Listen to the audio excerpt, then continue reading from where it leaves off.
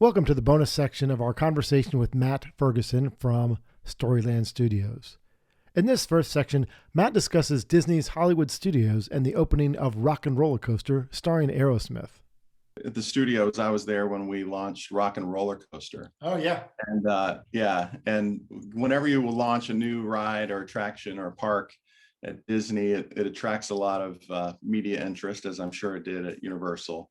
And so we had a big press event to launch the roller coaster. And when those press events happen, everybody from marketing gets pulled into hosting media. The PR team is not big enough to host everybody. And so, I ended up getting paired with some media and was at that press conference with Steven Tyler and Joe Perry. And there were some nervous executives with those two brands coming together, Aerosmith and Disney. And there were some crass things said in the press conference that made you cringe a bit if you were a Disney person. But it's kind of what you had to do to compete with Universal. That's right. That's right. I don't know if you remember the pre-show video. And for those who haven't been to this ride, the storyline is you're in a recording studio where Aerosmith is recording. You're watching it, and then they've got to hustle on to the concert. So they're like, "Come on, get in our limo." The limo is the roller coaster, and then you go through LA and Hollywood to get to the concert. But if you remember, their manager says, "Come on, guys," and she's the manager is in the video. Do you remember the video I'm talking about? Yeah. Yeah, in fact, it's done in such a way that it doesn't even feel like a video. It just looks like you're looking through the glass of the recording studio at the band, and they're getting ready to run off. That's right. So the manager is an actress named Ileana Douglas. I don't know if you recall that. Well, Ileana is a very good friend of Turner Classic Movies, where I worked for a number of years, and we had her on a bunch of our events, film festivals, and cruises. And I went up and talked to her about that one time, and she goes, "Oh my gosh," she goes, "more people know me for that than for all the movies and other things that I've done." It was really funny. Well, think about the millions of people that just cycle through that thing every day, or not millions every day, but every year.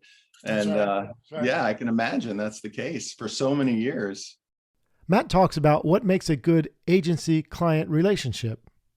I think the best relationships are ones that are built on trust, the ones where when an agency communicates that I truly care about your brand, and it's a long-term mindset rather than short-term, we're milking this client for money. It's really has to be more about, we're going to be successful together. So as an agency person, I'm working on making your brand as successful as possible. And if we're enjoying success together, then it's going to be a nice long relationship. Now, one wild card is that typically when a client person at a company leaves and then goes to another company, or there's a change in the CEO, a lot of times that's an event, unfortunately, that causes that CMO or CEO to bring in their own people. And there's oftentimes nothing you can do about that as the agency person. But the best shot you have for a long-term relationship is just to have the best interest of the client at heart. And as a client, when you sense that from your agency, then to lean in and trust them, because they're no longer just trying to make a buck or trying to win an award, but they're really trying to help your business. And a good agency is going to challenge you. They're going to recommend things that are a little bit uncomfortable. And the best client relationships we've had on the agency side are ones where they say, "You know what, this is crazy, but nobody's sitting around wanting to see your advertising. So maybe we need to get a little crazy in order to grab some attention." Matt expands on the influence that Coach Bobby Bowden had on his life.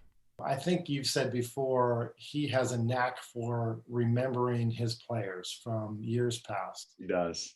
Yeah. Yeah. He always had an open door policy with the players. So even a lowly backup offensive lineman like myself could come in and talk to Coach Bowden. And he genuinely cared about people. And that's what he was in the business for, really. I mean, he loved football. He loved the sport. But ultimately, he had all kinds of offers to go to the NFL, but he recognized that I can have a greater impact on a young man who's 18 to 21 than one who's fully an adult and already formed. And so I think that and was making millions of dollars and might tune his message out. yeah, exactly. So that's one of the main reasons why he stuck with college football, was that he truly cared about people. So can't say enough about Coach Bowden. Outside of work, Matt has a fun project in Maggie Valley, North Carolina. Maggie Valley is kind of just a cool pocket of North Carolina, right on the edge of the Great Smoky Mountains National Park. And you grew up in Florida. I grew up in Florida. There's a well-worn path between Florida and the North Carolina mountains in the summertime when it gets swelteringly hot. So anyway, about 30 years ago, my father-in-law built a cabin there. And then 10 years ago, my wife and I built a second home there. And then my parents ended up buying the place right below my in-laws. And so, we're rooted there. We come there every Christmas. We, get there as often as we can. But recently, my father-in-law bought a 1948 motor lodge there in Maggie Valley. And I initially worked with him to kind of create the brand and the concept, just as a labor of love for him originally. And then my wife, Lori, and I ended up throwing a little cash in there and becoming minority partners. But basically, we took this 1948 motor lodge, and we've got some other great partners that were amazing about sourcing local artists, building the place and being on site and getting it up and running. But we meticulously restored this 1948 motor lodge to its sort of retro road trip glory, thinking back to the glory days of road trips post-war, and have kind of given it a Route 66 of the East theme, so to speak. Matt talks about the brand of Deion Primetime Sanders. Well, you talk about a brand. I mean, he created a brand before really many players were doing that kind of thing. And he was brash and he was bold and he was arrogant, but he backed it up on the field. He really did. Well, and if you want to exercise your tear ducts, go look up his NFL Hall of Fame acceptance speech. He talks about how he crafted that really persona of Primetime, and the whole motivation behind it was he wanted to take care of his mom that raised him and worked multiple jobs to get him where he was. And so he knew, as a defensive back, a position that wasn't necessarily in the limelight all the time, that he would have to kind of create this brash persona in order to get attention, to get the kind of salaries that he demanded. And so he knew exactly what he was doing. And he did it well. He did it well. And you could have been his marketing guy. Think about that. You guys were teammates. I don't think he needs me. He knows what he's doing. Yeah, apparently.